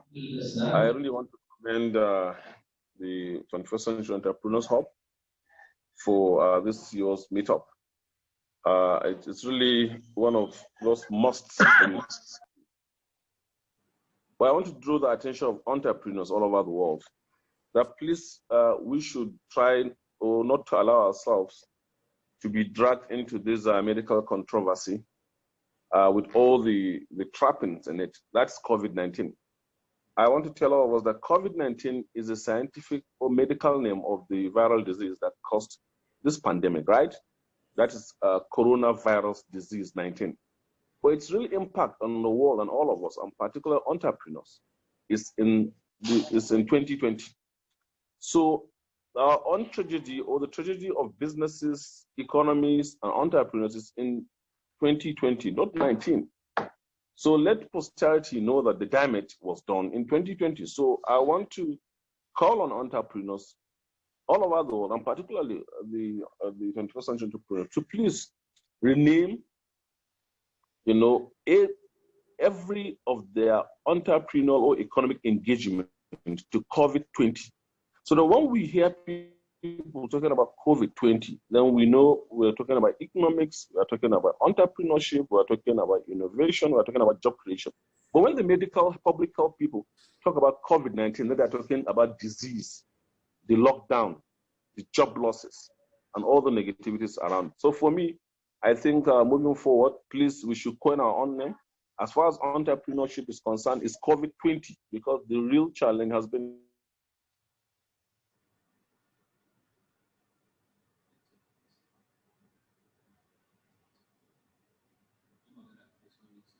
in 2020.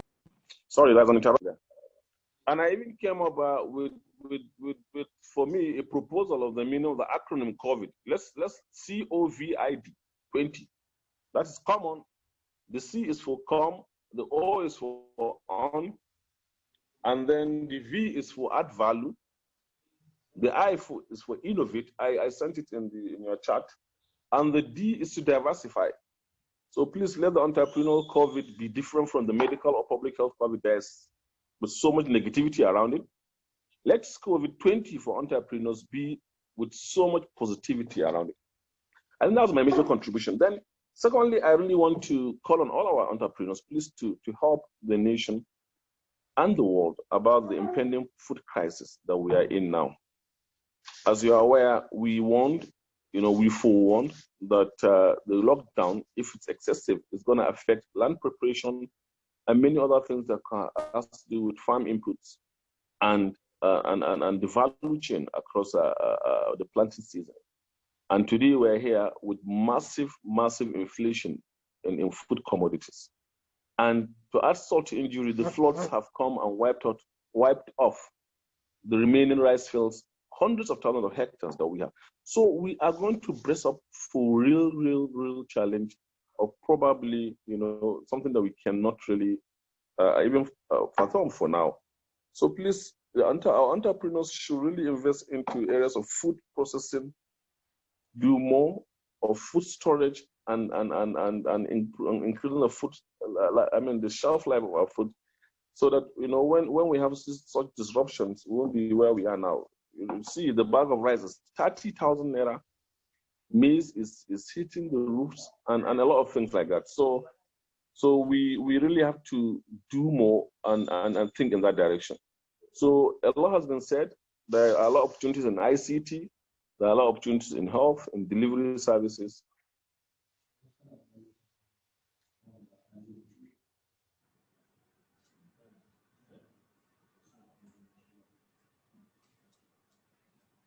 And agriculture. I want to call on our entrepreneurs all over the world to really do more to solve these problems and to rebrand anything else with entrepreneurship with COVID-20. Leave the disease and the negativities with COVID-19. As part of my contribution from my constituencies, our on-air doctor, just to show it here, traditional air doctor, that we have also developed. It's here in Abuja. It's becoming a hot cake now. So it's part of development of local content. Because, sorry, I'm having some issues here. Because we are tired of importation. We imported air doctor for $100 from across, other countries. So this is part of the entrepreneurial spirit in us, in Bodinga, Dange-Shuni, Tureta. And I've submitted it to the speaker, to the deputy speaker, and to our House of Reps. Finally, I want to assure you that the 9th Assembly, the Parliament, will be more than ready to always bring forth policies and legislations that will always boost, production and create jobs and reduce poverty in Nigeria. If you remember, the Parliament early on passed on the economic stimulus bill, which components is what the executive arm is mostly implementing now in areas of the Entrepreneurs Survival Fund, Youth Investment Fund, the COVID-19 intervention in health, in education, in agriculture, in mass housing. And we'll continue to do more. We are going to strengthen the laws of local content, ease of doing business, and injection of capital into small and medium-scale enterprises. We're also going to see what we can do as far as regulations and policy is concerned on areas of electricity tariff. We're going to debate it, and also the issue of fuel subsidy removal, and also the other sectors of customer exercise, corporate entities of government, where we are having a lot of leakages and things like that. And we always welcome contributions from you. I want to really call on all entrepreneurs in Nigeria to please, whenever there is a call for memoranda at the National Assembly for public hearing or for input into legislation, please make your submissions, please. In fact, I think you should also have a legislative unit, arm, or a desk, in all your offices, where you continue to shape and contribute to policies and legislation in both the state and at the federal level. The National Assembly is a major policy-making institution. It's not only making laws, but it drives policy. The motions that we always pass and the resolutions are to guide policies on the executive arm. So all entrepreneurs should also have a desk officer or a unit for legislation so that you can advise us. What do you want? What are the problems? How can we, improve ease of doing business? Barrister Hafsat talk about the survival fund and all those things. That if I were to be part of the drafters of that document on how people be eligible, I'm telling you, I'm going to cut out all those, landmines strewn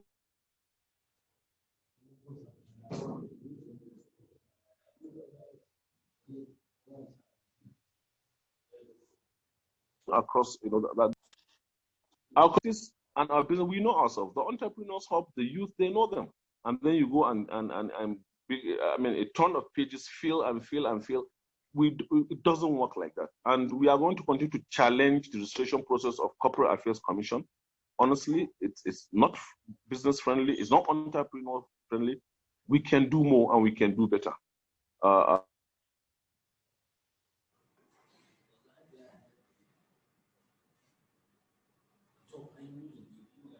Thank you very much. That interruption. Thank you. I think I hope you heard me. Thank you very much. Thank you very much, speak from where he mentioned the opportunity in 2020 and the positivity then to report COVID-19, report COVID-2020, which part of the opportunity he highlighted the invasion of traditional labor by the Bodinga Representating. Next one, I think that is the questions and answers. Okay, for this group, yeah, your hands have been up since. Are you there for with your questions?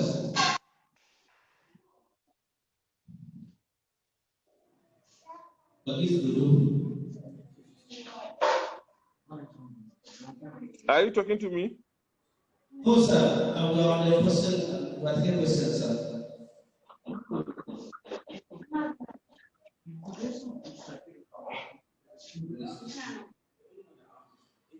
Okay, any question from our CEOs?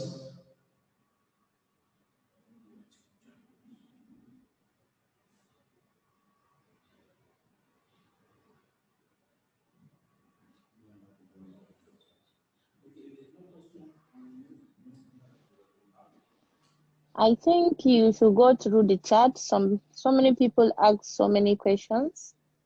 So you can read through the chat and see what is going on there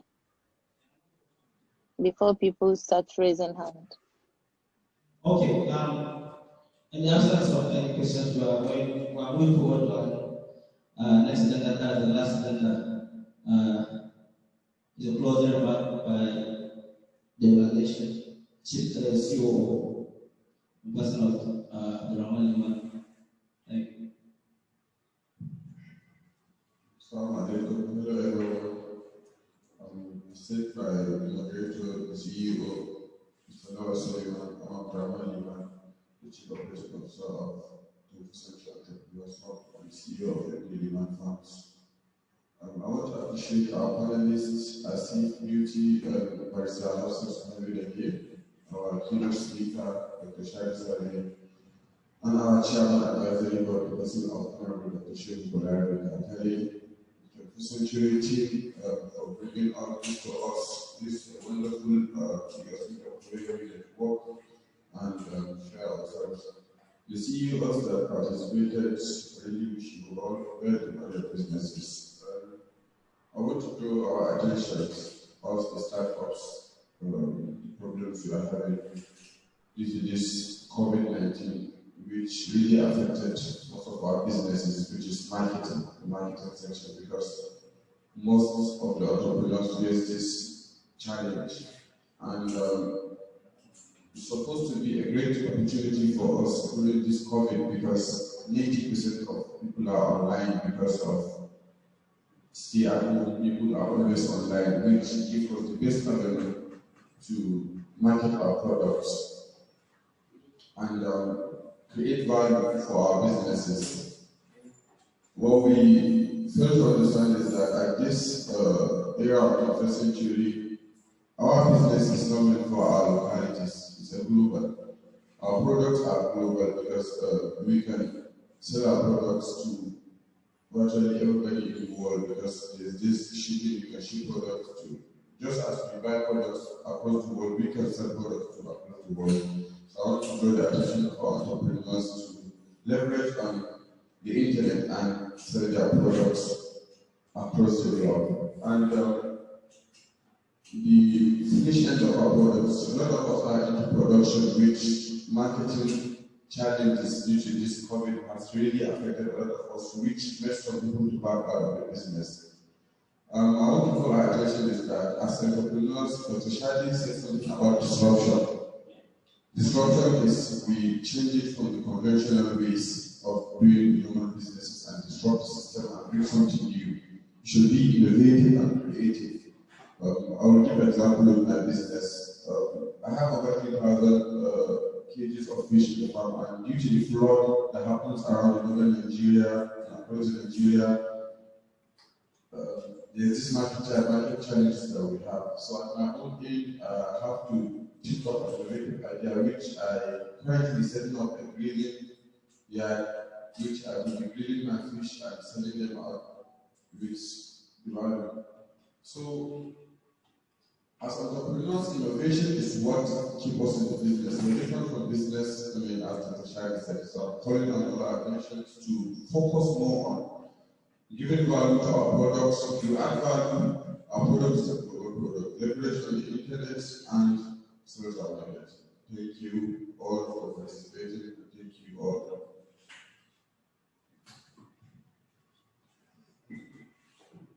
Okay. Thank you very much. Thank you very much for all those who spoke and all those who participated in this August meeting. You are all wonderful people. We appreciate you. We appreciate you. We thank you for taking your time to listen to our talks. I hope we didn't bore you. I hope you learned a lot from our speakers, both national and international speakers who spoke to you about the impact of COVID-19 on our businesses, about the way forward, about sustainable ways to go about our businesses. Thank you very much for listening, and we hope all what you learned here will be put into practice, and we'll hope, God forbid, as one of the speakers said, the pandemic is just the beginning. It's just the beginning. We should expect something like this again.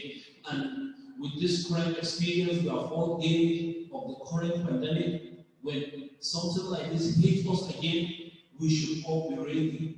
We should all be ready to face it head on, and we should all be ready to face it head on and take the challenge and take it as an opportunity to excel in our businesses. To all our speakers that came from Bangladesh, Asif and Ms. Beauty, thank you very much. You can open your mic. All our speakers, starting with Ms. Beauty, you can open your mic and just.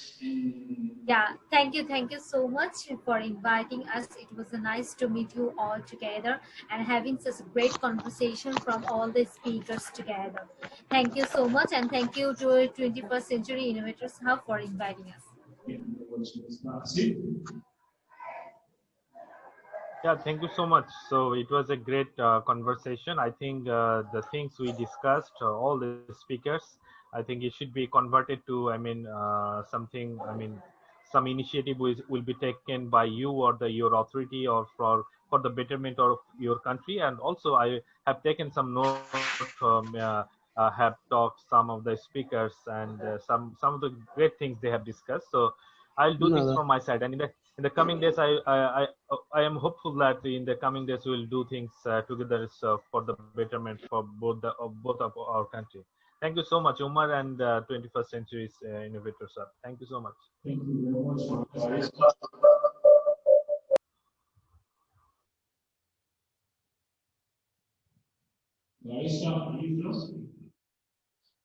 Yes, okay, thank you very much for this very wonderful opportunity.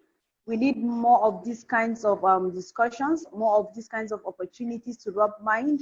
And I'm very pleased to meet you, Beauty, and I'm eager to learn more about what you do with women in your community. So I'll definitely keep in touch. Thank you once again for inviting me to speak on this topic. Thank you very much and goodbye. So all our participants, we will hand over to the moderator. Thank you very much. Looking forward to our next CEO visit, which is held in 2021. See you all. Thank you very much. Goodbye. Bye.